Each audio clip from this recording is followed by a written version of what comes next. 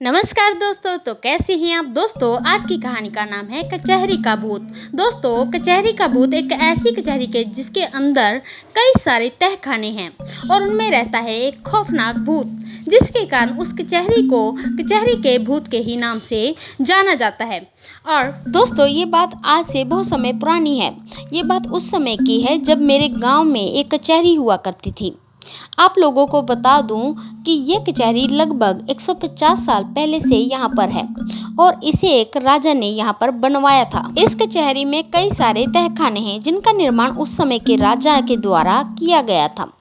अब तो ये तहखाना बंद कर दिया गया है, पर कुछ सालों पहले ये तहखाने भी खुले हुए थे और हमारी कहानी इन्हीं में से एक तहखाने पर है। और दोस्तों, ये बात आज से लगभग 36 साल पुरानी है।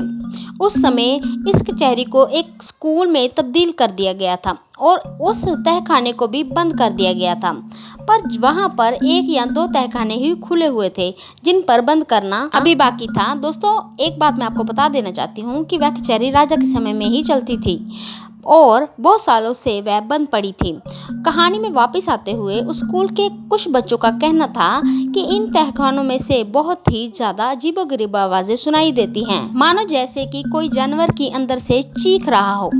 ऐसी आवाज बच्चों ने पहले कभी भी नहीं सुनी थी। बच्चों का तो यहाँ तक कहना था कि उस समय आवाज को सुनकर वे इतना डर जाते थे कि वे रात को सही से सो भी नहीं पाते थे।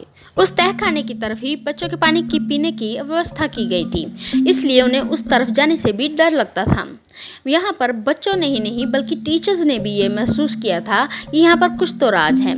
इस तहखाने में कोई तो आवाज़ किसी चीज़ की आती है। कुछ महीनों तक तो स्कूल ऐसे ही चलता रहा, पर एक दिन की बात है जब उसी स्कूल में ही पढ़ने वाली एक बच्ची लापता हो गई। बहुत से लोगों की उनकी खोज में निकल पड़े।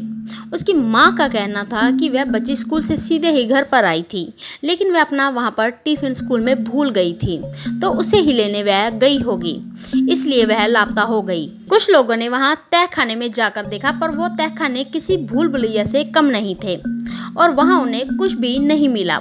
उस बच्ची का भी वहाँ पर कुछ भी नहीं पता चल पाया था। और कुछ लोगों का मानना है कि जब बच्ची स्कूल में गई होगी तो ऊपर से उसकी कक्षा में जाने वाली सीढ़ियों से उस तहखाने के भूत ने उसे पकड़ लिया होगा और उसे अपने साथ घसीटते हुए वह तहखाने में ले गया होगा। और उस बच्ची पर ये तो कोई नहीं जानता कि उस लड़की के साथ ऐसा क्या हुआ। कुछ दिनों बाद तो वो स्कूल भी बंद कर दिया गया था और उन तहखानों को भी वहाँ पर बंद कर दिया गया था जहाँ पर वह लड़की लापता हो गई थी। और वहाँ दोस्तों, ये तो कोई नहीं जानता था कि उन तहखानों में ऐसा क्या था और वहाँ पर घसीटने के निशान किसके थे और वो भूत आखिर कहाँ से आया था और वह आखिर कहाँ पर चला गया था, ये तो कोई भी नहीं जान पाया है। दोस्तों, ये दुनिया कई रहस्यों से भरी हुई है और जब भी कोई रहस्य हल होता है हमारे सामने एक नया रहस्य प्रकट हो जाता है। भूत प्रेतों और पिशाचों, चुड़ैलों, डायनों, रक्त पिशाचों या मानव भेड़ियों हों, हमें हमेशा ही इन विषयों पर कई तरह की फिल्में देखने को मिलती हैं और इन्हीं विषयों पर ये बात जानकर सब लोग स्कूल गए। दोस्तों, उस समय टीचर भी जल्दी स्कूल से चले जाते थे और स्कूल को बंद करने का दरवाज़ा भी उस टाइम नहीं था, तो शायद बच्ची स्कूल के अंदर चली गई हो, जिसके कारण वह वहाँ तहखाने में ही गायब हो गई। यही सोचकर सब लोग स्कूल की तरफ दौड़े, पर वहाँ पर कुछ भी नहीं मिला। पूरा स्कूल उस समय सुनसान पड़ा हुआ था। उस जगह केवल एक सीढ़ी पर थोड़ा सा खून और तहखाने की तरफ घसीटने के निशान मिले और वहाँ पर कुछ भी नहीं मिला। इस तरह वो लड़की तो नहीं मिल पाई, पर पीछे रह गई तहखाने की वो खुफिया खौफनाक कहानी। तो दोस्तों, कैसी लगी आज की ये हॉरर स्टोरी?